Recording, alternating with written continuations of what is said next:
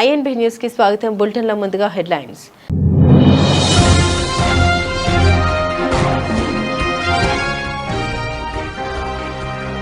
Deputy CM Ajit Pawar మృతి. CM Fadnavis కు ప్రధాని Modi, Amit Shah phone.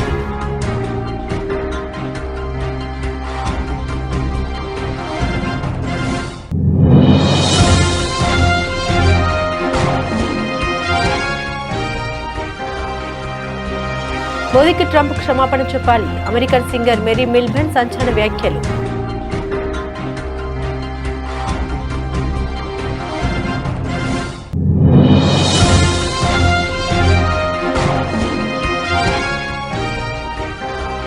Parliament budget సమావేశాలు ప్రారంభం. ఉభయ సభలను ఉద్దేశించి ప్రసంగించిన రాష్ట్రపతి ద్రౌపది ముర్ము.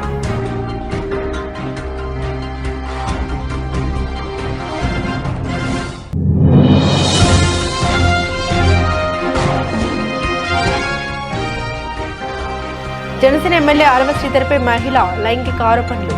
ఆరోపణ అవాస్తవం, రాజకీయ కుట్రనన్న ఎమ్మెల్యే.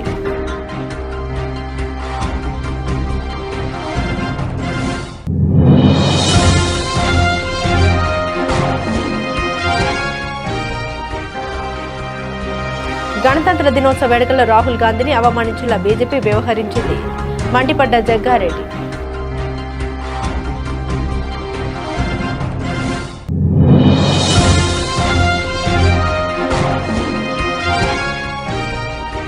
విమాన ప్రమాదంలో మహారాష్ట్ర డిప్యూటీ సీఎం అజిత్ పవార్ ఆకస్మిక మృతి. మంత్రి పొన్నం ప్రభాకర్ తీవ్ర దిగ్భ్రాంతి వ్యక్తం.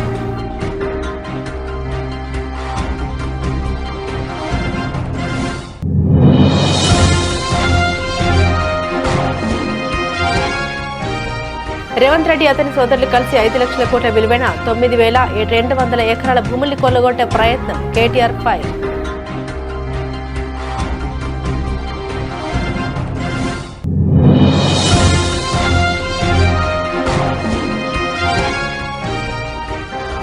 అధినేత వైఎస్ జగన్ ను కలిసిన మాజీ మంత్రి జోగి రమేష్. టీడీపీ ప్రభుత్వం ఇబ్బంది పెట్టిన తీరును వైఎస్ జగన్ కు వివరించిన జోగి సోదరులు.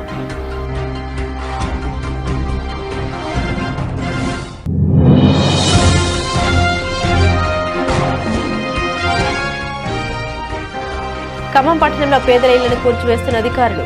పరిహారం ఇవ్వకుండా తమ ఇంట్లను అన్యాయంగా కూల్చేస్తున్నారని పేదల ఆవేదన.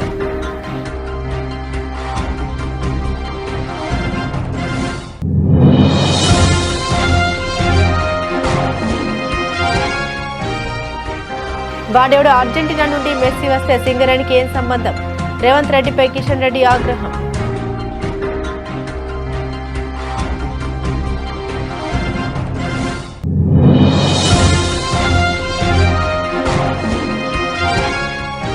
కలియుగ ప్రత్యక్ష దైవం కొలువుదీరిన తిరుమలలో భక్తుల రద్దీ. తిరుమల శ్రీవారి హుండీ ఆదాయం 3.73 కోట్లు.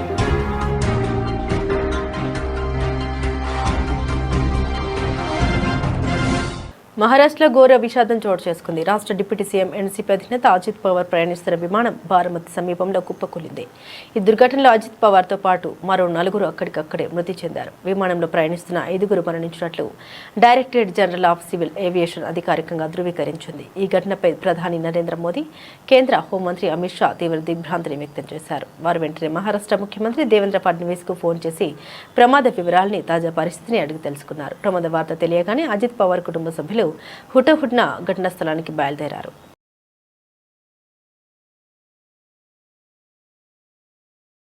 అమెరికా భారత్ మధ్య ఉద్రిక్తత వేళ భారత ప్రధాని నరేంద్ర మోదీ అనుసరిస్తున్న దౌత్య నీతిపై ప్రముఖ అమెరికన్ గాయని నటి మేరీ మిల్బెన్ ప్రశంసలు కురిపించారు. భారత విషయంలో అమెరికా అధ్యక్షుడు డొనాల్డ్ ట్రంప్ తన వైఖరిని మార్చుకోవాలని, ప్రధాని మోదీకి క్షమాపణ చెప్పాలని ఆమె సంచలన వ్యాఖ్యలు చేశారు. ఒత్తిళ్లోనూ మోదీ ప్రదర్శిస్తున్న హుందాతనం, వ్యూహాత్మక సంయమనం ప్రపంచ వేదికపై ఆయన స్థాయిని పెంచాయని అన్నారు. బుధవారం మిల్బెన్ మాట్లాడారు. భారత్ పట్ల ట్రంప్ ప్రభుత్వం ఇటీవల ప్రదర్శిస్తున్న వివక్షపూరిత ధోరణి అమెరికాలోని చాలా మంది వ్యతిరేకిస్తున్నారు. నిజమైన స్నేహం ఎప్పుడూ తప్పులను అంగీకరిస్తుందని వ్యాఖ్యానించారు. అమెరికా నుండి ప్రతికూల సంకేతాలు వచ్చినప్పుడు కూడా ప్రధాని మోదీ ఎంతో హుందాగా వ్యవహరించారని, యూరోపియన్ యూనియన్, చైనా, రష్యా వంటి దేశాలతో సంబంధాల్ని బలోపేతం చేసుకుంటూ ప్రత్యామ్నాయాల్ని అన్వేషించారని కొనియాడారు. భారత్, EU మధ్య కుదిరిన చరిత్రాత్మక వాణిజ్య ఒప్పందం దీనికి నిదర్శనమని పేర్కొన్నారు.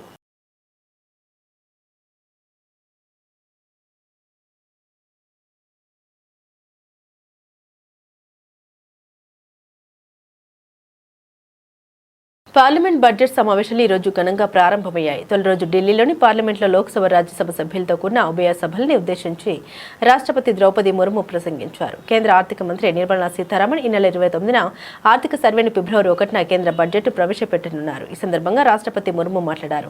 గడిచిన ఏడాది వేగవంతమైన ప్రగతి గొప్ప సాంస్కృతిక వారసత్వానికి గుర్తుగా నిలిచిపోయిందన్నారు. వికసిత్ భారత్ నిర్మాణంలో 2026వ సంవత్సరం ఒక కీలకమైన పునాది సంవత్సరంగా నిలుస్తోందని ఆమె అభివర్ణించారు. గత దశాబ్ద కాలంలో భారత్ అన్ని ప్రధాన రంగాల్లో తన పునాదుల్ని పటిష్టం చేసుకుందని, భవిష్యత్ వృద్ధికి బలమైన మార్గాన్ని నిర్మించుకుందని పేర్కొన్నారు. नीतियों के अनुरूप सुरक्षा बलों ने माओवादी आतंक पर भी निर्णायक कार्रवाई की है। वर्षों तक देश के 126 जिलों में असुरक्षा, भय और अविश्वास का वातावरण था। माओवादी विचारधारा ने कई पीढ़ियों का भविष्य अंधकार में डाल दिया। इसका सबसे ज्यादा नुकसान हमारे युवाओं, आदिवासी और दलित भाई बहनों को हुआ। आज माओवादी आतंक की चुनौती 126 जिलों से घटकर 8 जिलों तक सीमित हो गई है। इनमें भी 3 जिले ही ऐसे हैं जो गंभीर रूप से प्रभावित है। इस एक साल में माओवादी से जुड़े लगभग 2000 लोगों ने आत्मसमर्पण किया है। इससे लाखों नागरिकों के जीवन में शांति लौटी है। माओवादी से प्रभावित रहे इलाकों में परिवर्तन को आज पूरे देश देख रहा है। बीजापुर के एक गांव में 26 साल बाद बस पहुंची तो लोगों ने किसी उत्सव की तरह खुशी मनाई।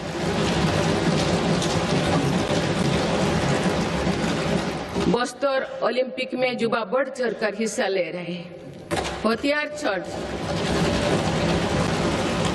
छोड़ चुकी व्यक्ति आज जगदलपुर में पंडुम कैफे में लोगों की सेवा कर रहे हैं।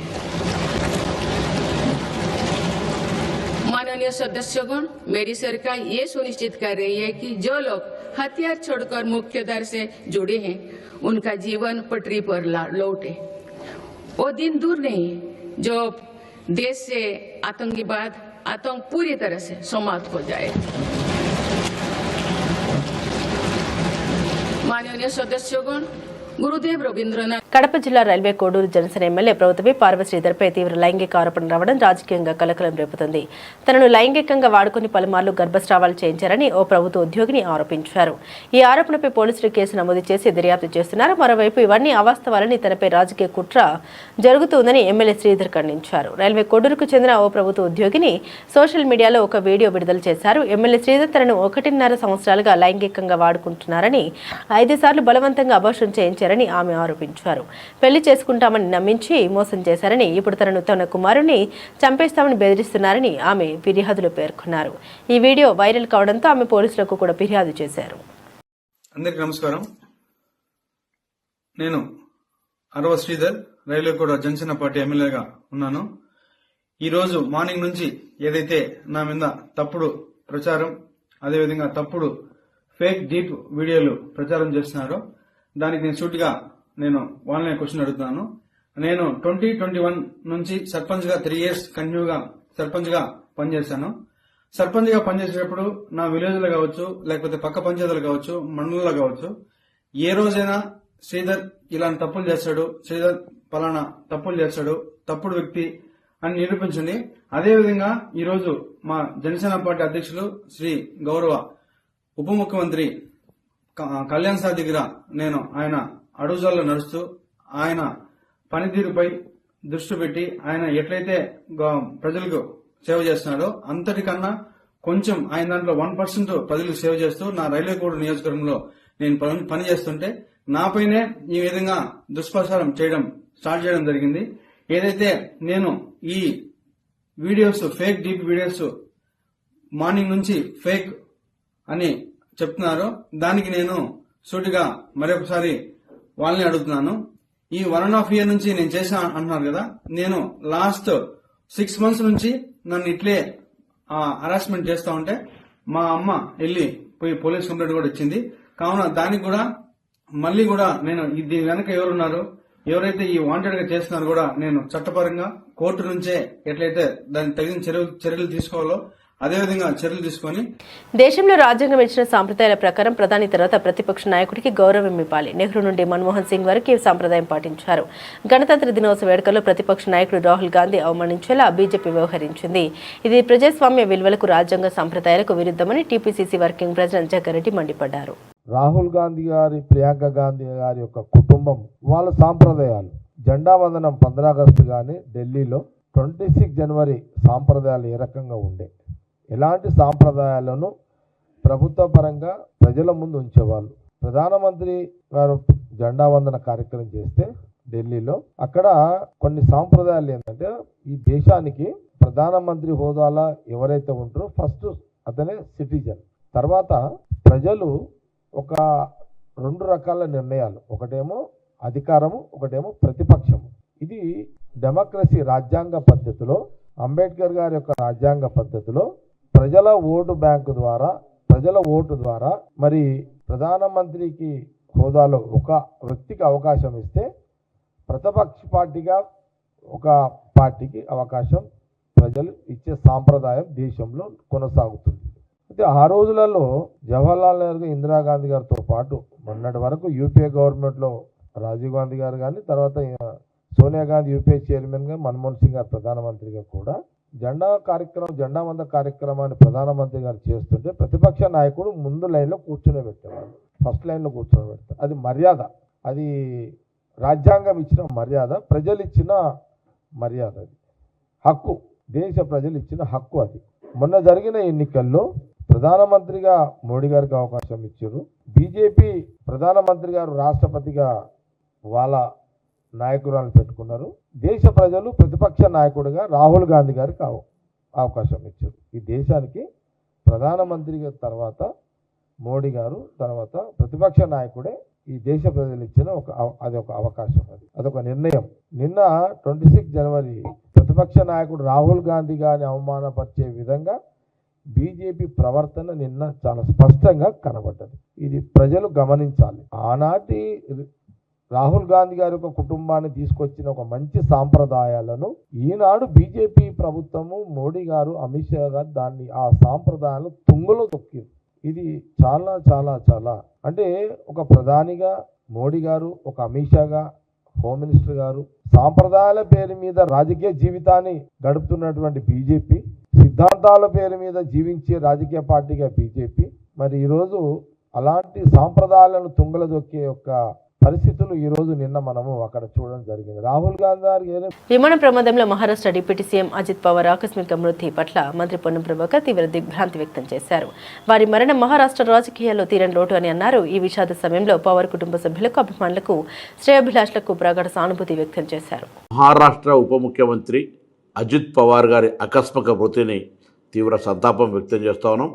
వారి మరణం మహారాష్ట్ర రాజకీయాల్లో తీరని లోటు, రాజకీయ జీవితంలో, రాజకీయ ప్రస్థానంలో ఒక విశేష అనుభవం కలిగినటువంటి ప్రజాప్రతినిధి, గౌరవ ఉప ముఖ్యమంత్రి గారు మరి ఫ్లైట్ యాక్సిడెంట్లో చనిపోవడం పట్ల దిగ్భ్రాంతిని వ్యక్తం చేస్తూ వారి కుటుంబ సభ్యులందరికీ సానుభూతిని వ్యక్తం చేస్తారు. రేవంత్ రెడ్డి అతని సోదరులు కలిసి హిల్ట్ స్కామ్తో హైదరాబాద్ పారిశ్రామిక వాడల్లోని 5 లక్షల కోట్ల విలువైన 9,200 ఎకరాల భూముల్ని కొల్లగొట్టే ప్రయత్నం చేశారు. రేవంత్ రెడ్డి తన సోదరుల దోపిడీ సరిపోక ఇప్పుడు బావమర్ది కళ్ళల్లో ఆనందం చూడడానికి సింగరేణి గుత్తకు రాసిచ్చిండు. ఈ సింగరేణి కుంభకోణాన్ని సీబీఐకి లేదా సిట్కి ఇచ్చి ప్రజాధనాన్ని కొల్లగొట్టే ఈ ప్రయత్నాల్ని అడ్డుకోవాలని గవర్నర్ని కోరినామని కేటీఆర్ అన్నారు. దోచుకునే సరిపోవట్లేదంట రేవంత్ రెడ్డి గారికి. హిల్ట్ కుంభకోణం పేరు మీద హైదరాబాద్లోని పారిశ్రామిక వాడల్లో భూములను కొల్లగొట్టడానికి 5 లక్షల కోట్ల విలువ చేసే 9,200 కోట్లు, 9,200 ఎకరాల భూమిని కొల్లగొట్టేదానికి ప్రయత్నం చేస్తే మా పార్టీ బయటికి తీసుకొచ్చింది. అన్నదమ్ముల దోపిడీని అడ్డుకున్నది. కానీ రేవంత్ రెడ్డి గారు అన్నదమ్ముల దోపిడీ సరిపోవట్లేదంట. ఇప్పుడు బావమరిది గారి కళ్ళల్లో ఆనందం కోసం సింగరేణిని ఆయనకు గుత్తకు రాసిచ్చిండు. తెలంగాణ కొంగు బంగారంగా భావించే సింగరేణిని కాంగ్రెస్ ముఖ్యమంత్రి రేవంత్ రెడ్డి పట్టపగలే కబలిస్తా ఉన్నాడు. అందుకే మేము అడిగినాం ఇవాళ గౌరవ గవర్నర్ గారిని, సార్ మీరైనా ఇన్వాల్వ్ కండి, మీరు కిషన్ రెడ్డి గారికి ఆదేశం ఇవ్వండి, సిబిఐకి ఇస్తారా, సిట్టింగ్ జడ్జికి ఇస్తారా, మీ ఇష్టం, ఎవరికి ఇస్తారో ఇవ్వండి, కానీ ప్రజాధనాన్ని కొల్లగొట్టే ఈ దుర్మార్గపు వ్యవస్థని, ఇటు సోలార్ పవర్ లో కుంభకోణం, అటు సింగరేణి ఓబీ గనుల్లో కుంభకోణం, దీన్ని అడ్డుకోండి, దీన్ని వెంటనే నివారించండి, ప్రజా సొమ్మును కాపాడండి అని చెప్పి కార్మిక లోకం తరపున, సింగరేణి కార్మిక సోదరుల తరపున వారికి విజ్ఞప్తి చేశాం. మాజీ ముఖ్యమంత్రి వైఎస్ఆర్సీపీ అధినేత వైఎస్ జగన్ ను మాజీ మంత్రి జోగి రమేష్, ఆయన సోదరుడు జోగి రామ్ కుటుంబ సభ్యులు తాడపల్లి నివాసంలో కలిశారు. నకిలీ మద్యం కేసులో అరెస్టుపై 83 రోజుల పాటు జైల్లో ఉండి ఇటీవల జోగి రమేష్, రాము విడుదలయ్యారు. తమ కుటుంబాన్ని అక్రమ కేసులతో టీడీపీ ప్రభుత్వం ఇబ్బంది పెట్టిన తీరును జోగి సోదరుడు వైఎస్ జగన్ కు వివరించారు. వైఎస్ఆర్సీపీ నాయకులు, క్యాడర్ ఎవరూ అక్రమ కేసులకు భయపడాల్సిన అవసరం లేదని ధీటుగా ఎదుర్కొందామని వైఎస్ జగన్ భరోసానిచ్చారు. పార్టీ లీగల్ సెల్ నుండి అవసరమైన న్యాయ సహాయం అందుతుందన్నారు. ఈ సందర్భంగా జోగి కుటుంబ సభ్యులు యోగక్షేమాలు తెలుసుకుని వారందరికీ వైఎస్ జగన్ ధైర్యం తెలిపారు. ఖమ్మం పట్టణంలో వందల మంది పోలీసుల పహారాలో పేదల ఇళ్లను కూల్చివేస్తున్న అధికారులు ప్రకాష్ నగర్, రావిచెట్టు బజారు ప్రాంతంలో దశాబ్దాలుగా ఇళ్లు నిర్మించుకుని జీవనం సాగిస్తున్న పేదలపై దౌర్జన్యం చేస్తున్నారు. ఎలాంటి ముందస్తు సమాచారం ఇవ్వకుండా ఇండ్లలో ఉన్న వారిని బలవంతంగా అరెస్టు చేసి జేసీబీలతో కూల్చివేశారు. కాస్త సమయం ఇస్తే ఇంట్లో ఉన్న విలువైన వస్తువులు తీసుకుంటామని వేడుకున్నా వినిపించుకోలేదు అధికారులు. ఇండ్లు ఖాళీ చేయమని నోటీసులు ఇవ్వకుండా, ప్రత్యామ్నాయంగా వేరే దగ్గర చోటు చూపించకుండా, పరిహారం ఇవ్వకుండా తమ ఇండ్లను అన్యాయంగా కూల్చేస్తున్నారని పేదలు ఆవేదన వ్యక్తం చేశారు. ఇప్పటికిప్పుడు పొద్దున్న ఒక్కరోజు బుద్ధి కూడా చెప్పలేదు. ఒక్కరోజు కూడా బుద్ధి చెప్పుకొని ఇప్పుడు సామాన్లతో దేవుడని కూల్చుతున్నారు. మాకేమైనా ఇచ్చారా? వేరే చోట ఏమైనా ఇచ్చారా? మాకేమైనా డబ్బులు ఇచ్చారా? వేరే చోట ప్లాన్ ఇచ్చారా? చదువుకోవడానికి ఇచ్చారా? మొత్తం ఇల్లు పోతే మీరు రోడ్డు మీద సావాలా? ఒక్కరోజు బుద్ధి కూడా చెప్పకుండా మమ్మల్ని ఎందుకు ఇట్లా చేస్తున్నారు? ఇప్పటికిప్పుడు ఇట్లా సావాలి.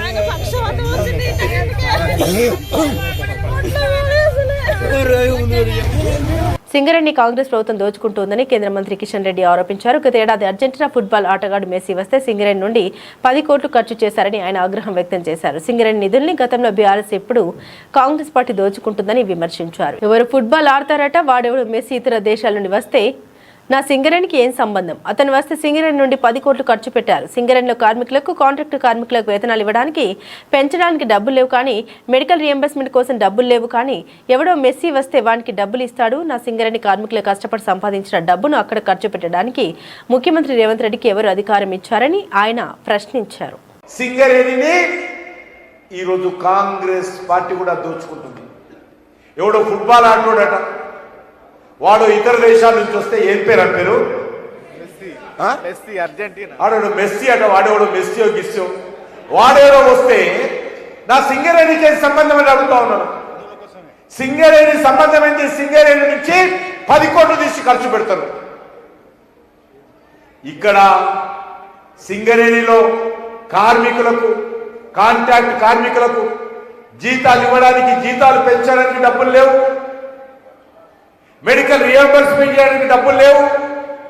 కానీ ఎవడో మెస్సీ గారు వస్తే వానికి డబ్బులు ఇస్తారు. వాడిని ఆడించడం కోసం నా సింగరేణి కార్మికులు కష్టపడి సంపాదించినటువంటి డబ్బు అక్కడ ఖర్చు పెట్టడానికి రేవంత్ రెడ్డికి ఎవరు అధికారం ఇచ్చారని అడుగుతా ఉన్నాను. కలియుగ ప్రత్యక్ష దైవం కొలువుదీరిన తిరుమలలో భక్తుల రద్దీ కొనసాగుతుంది. వివిధ ప్రాంతాల నుండి వచ్చిన భక్తులతో 18 కంపార్ట్మెంట్లు నిండిపోయాయి. టోకెన్ లేని భక్తులకు 8 గంటల సర్వదర్శనం అవుతుందని టీటీడీ అధికారులు వివరించారు. నిన్న స్వామివారిని 77,049 మంది భక్తులు దర్శించుకోగా 21,469 మంది తలనీలాలు సమర్పించుకున్నారు. భక్తులు సమర్పించుకున్న కానుకల ద్వారా హుండీకి 3.73 కోట్ల ఆదాయం వచ్చిందన్నారు. నివాస మంగాపురం శ్రీ కళ్యాణ వెంకటేశ్వర స్వామివారి ఆలయంలో ఫిబ్రవరి 8 నుండి 16వ తేదీ వరకు వార్షిక బ్రహ్మోత్సవాలు జరగనున్నాయి. ఫిబ్రవరి 7వ తేదీ సాయంత్రం అంకురార్పణతో బ్రహ్మోత్సవాలు ప్రారంభమవుతాయని ఆలయ అధికారులు వివరించారు. ఈ సందర్భంగా ఫిబ్రవరి 5న కోయిల్ అల్వార్ తిరుమంజనం జరుగుతుందని, ఆ రోజున తెల్లవారుజామున సుప్రభాతంతో స్వామివారిని మేల్కొల్పి అనంతరం అగమోక్తంగా కార్యక్రమాలు చేపడతారని వెల్లడించారు. బంగారం, వెండి ధరల పరుగు ఆగడం లేదు. అంతర్జాతీయంగా నెలకొన్న భౌగోళిక రాజకీయ అనిశ్చిత కారణంగా పెట్టుబడిదారులు సురక్షితమైన ఆస్తుల వైపు మొగ్గు చూపుతున్నారు. దీంతో పసిడి వెండికి డిమాండ్ పెరిగి ధరలు రికార్డు స్థాయికి దూసుకెళ్తున్నాయి. తాజాగా బంగారం ధర 10 గ్రాములకు 3,220 మేర పెరిగింది. వెండి శాతం కిలోకి ఏకంగా సుమారు 10,000 పెరగడం గమనార్హం. ఈ రోజు ఉదయం 11 గంటల సమయానికి హైదరాబాద్ మార్కెట్లో 24 క్యారెట్ల 10 గ్రాముల బంగారం ధర 1,65,170కి చేరుకుంది. అలాగే 22 క్యారెట్ల 10 గ్రాముల బంగారం ధర 2,950 పెరిగి 1,51,400 వద్ద కొనసాగుతుంది. దేశ రాజధాని ఢిల్లీలోనూ ఇదే పరిస్థితి ఉంది. అక్కడ 24 క్యారెట్ల పసిడి ధర 1,65,300 ఉండగా 22 క్యారెట్ల ధర 1,51,550గా నమోదైంది. అండర్-19 ప్రపంచ కప్ 2026లో యంగ్ ఇండియా జోరు కొనసాగుతుంది. సూపర్ 6 దశలో జింబాబ్వేతో జరిగిన మ్యాచ్లో టీమిండియా 204 పరుగుల భారీ తేడాతో ఘన విజయం సాధించింది. 353 పరుగుల లక్ష్యంతో బరిలోకి దిగిన జింబాబ్వేను భారత బౌలర్లు 148 పరుగులకి ఆలౌట్ చేశారు. జింబాబ్వే బ్యాటర్లలో లిరాయ్ 62 పరుగులతో హాఫ్ సెంచరీ సాధించి పోరాడగా కియాన్ టటేండ్రా పర్వాలేదనిపించారు. మిగతా బ్యాటర్లు పూర్తిగా విఫలమయ్యారు. ముగ్గురు బ్యాటర్లు ఖాతా తెరవకుండానే పెవిలియన్ చేరారు. భారత బౌలర్లలో ఉద్దవ్, ఆయుష్ చెరో 3 వికెట్లు పడగొట్టారు. అమరీష్ 2 వికెట్లు, హెనిల్ కిలాన్ చెరో వికెట్ తీశారు. మ్యాచ్లో టాస్ గెలిచిన జింబాబ్వే బౌలింగ్ ఎంచుకుంది. దీంతో తొలుత బ్యాటింగ్కు దిగిన భారత్ నిర్ణీత 50 ఓవర్లలో 8 వికెట్ల నష్టానికి 352 పరుగుల భారీ స్కోర్ చేసింది. విహాన్ మల్హోత్రా అద్భుత సెంచరీతో ఆకట్టుకోగా అభిజ్ఞాన్, వైభవ్ సూర్యవంశీ హాఫ్ సెంచరీతో రాణించారు. అరుణ్ జార్జ్, ఆయుష్ మాత్రే, అంబీష్, వేదాంత్ త్రివేది పరుగులు చేశారు. చివరిలో కిలాన్ పటేల్ దూకుడుగా ఆడడంతో భారత్ 350 మార్కును దాటి 352 పరుగులు చేసింది. బులెటిన్ ముగించే ముందు హెడ్లైన్స్ మరోసారి.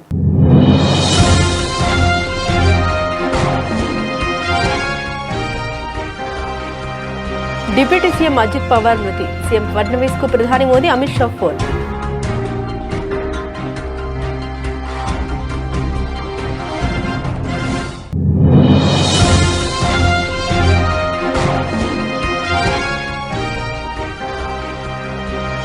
మోదీకి ట్రంప్ క్షమాపణ చెప్పాలి, అమెరికన్ సింగర్ మేరీ మిల్బెన్ సంచలన వ్యాఖ్యలు.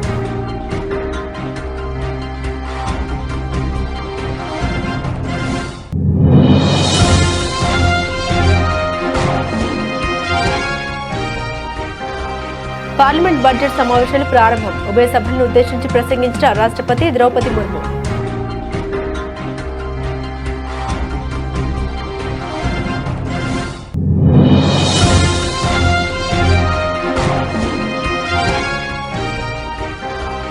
జనసేన ఎమ్మెల్యే ఆరవ శ్రీధర్పై మహిళ లైంగిక ఆరోపణ అవాస్తవం, రాజకీయ కుట్రనన్న ఎమ్మెల్యే.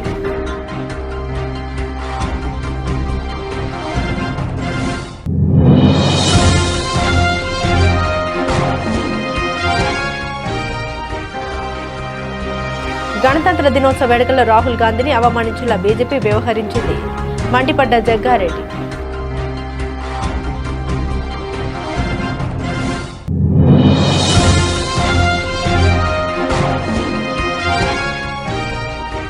విమాన ప్రమాదంలో మహారాష్ట్ర డిప్యూటీ సీఎం అజిత్ పవార్ ఆకస్మిక మృతి, మంత్రి పొన్నం ప్రభాకర్ తీవ్ర దిగ్భ్రాంతి వ్యక్తం.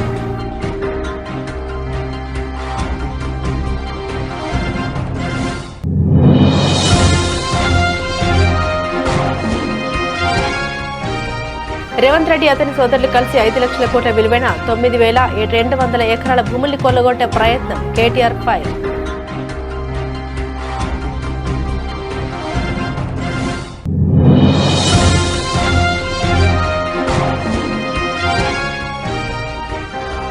అధినేత వైఎస్ జగన్ ను కలిసిన మాజీ మంత్రి జోగి రమేష్, టీడీపీ ప్రభుత్వం ఇబ్బంది పెట్టిన తీరును వైఎస్ జగన్ కు వివరించిన జోగి సోదరులు.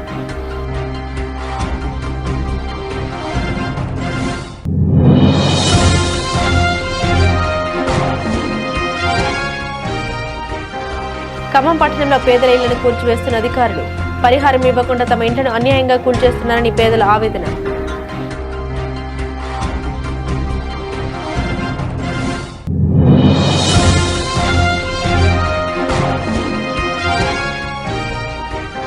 వాడెవడో అర్జెంటీనా నుండి మెస్సీ వస్తే సింగరేణికి ఏం సంబంధం, రేవంత్ రెడ్డిపై కిషన్ రెడ్డి ఆగ్రహం.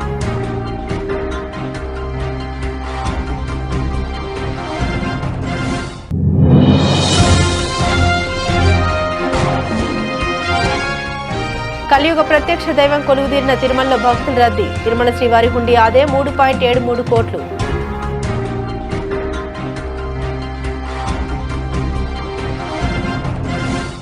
ఇవి బులెటిన్లోని విశేషాలు. తిరిగి మరో బులెటిన్తో మళ్ళీ కలుసుకుందాం. అంతవరకు సెలవు, నమస్కారం.